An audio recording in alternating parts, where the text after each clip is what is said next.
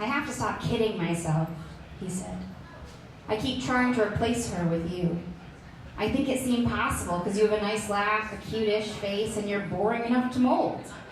Like a blank slate that I could carve into her.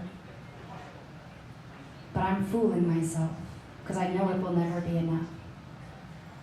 Frozen on the soft seat, I don't watch him leave. I stare into the bottom of my coffee mug, wishing the coffee had been stronger, wishing it wasn't so empty, wishing I was stronger, wishing I wasn't empty. He described me as boring and forgettable. And for someone who is chronically suicidal, forgettable is a dangerous thing to be. So I vowed to be the exact opposite. But like so many coping mechanisms, it seems to have gotten a little out of hand, maybe even become harmful. I'm about to leave my friend's house 15 years after surviving that coffee shop, and she says, before you leave, I want to talk to you.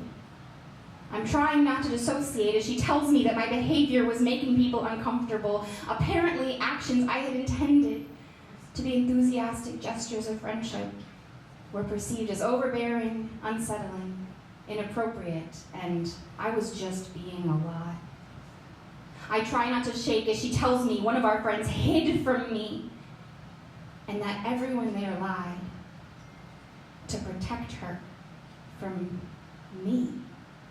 I try not to cry as she tells me that she understands my good intentions and knows I would want to know if I was causing harm.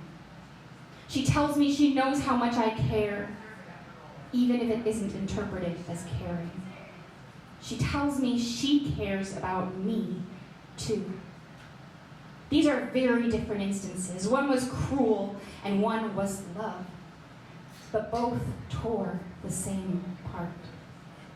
I don't know how to detangle what's me and what's a coping strategy. I don't know how to separate weird personality quirks of enthusiasm from harmful coping strategies I've adopted over the years.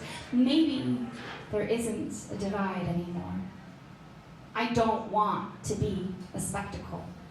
But I'm terrified that if no one is looking, no one cares. I don't want to be an anecdote, but I'm terrified that it's the only way my story will be told. I don't want to be a punchline, but I know in my bones that if I stop laughing, there will be nothing left to hold back the fear.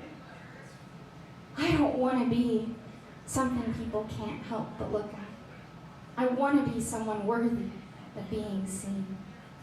I have been blindly stumbling into spectacle in my escape from the danger of being forgettable, but I hope, with a little more nuance, a little less impulse, a little more intention, a little less speed, it maybe isn't too late to turn a spectacle into something spectacular. I am trying to be more stable, even if that's boring. But please know, I still have a story. Don't forget to listen. Don't forget to love me. And don't forget that being seen is something everyone is worthy of.